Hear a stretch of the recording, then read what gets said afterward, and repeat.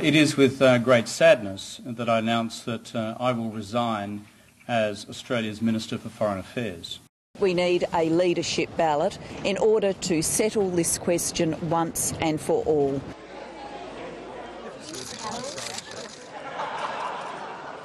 There is no way that I will ever be party to a stealth attack on a sitting Prime Minister elected by the people. Well, there's a good idea. That's a great idea.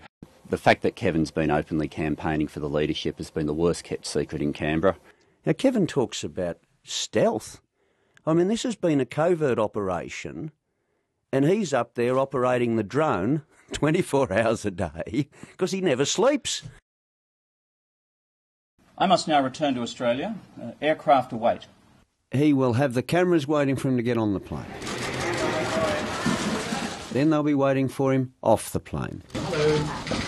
Then he'll go home because he's got to meet with the family. I do have to go and have a few moments with Therese. You have a nice cup of tea and sit down and talk about all these family things.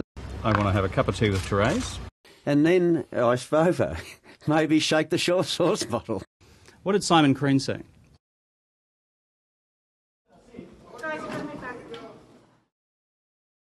It's time for some plain speaking on this. Kevin Rudd had contempt for the Cabinet, contempt for the Cabinet members, contempt for the caucus. Wow, here's an avalanche of attacks.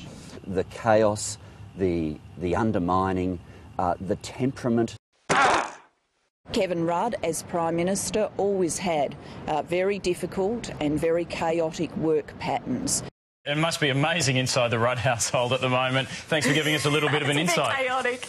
If it was so bad, why wasn't something done about it during the period of Kevin Rudd's leadership? Well, there was something done about it. They got rid of him. All the best, folks. Bye. They regard me as the best prospect to lead the Australian Labor Party successfully to the next elections, to save the Australian Labor Party at those elections, and to save the country. That's the problem. He sees it all through the prism of Kevin.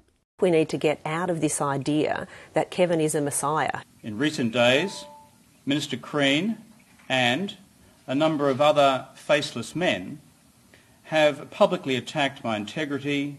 The one thing I do congratulate Kevin for is his resignation. Thank you for the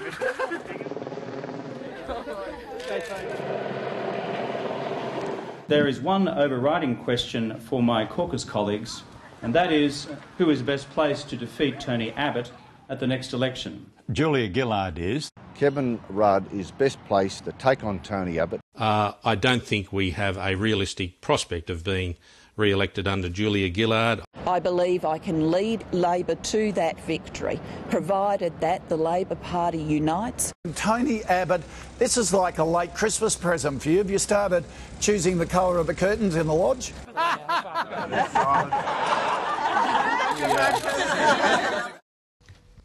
Julia has lost the trust of the Australian people, and starting on Monday, I want to start restoring that trust. Australians can have trust in me that I am the person who gets things done. There will be a cleansing ballot on Monday.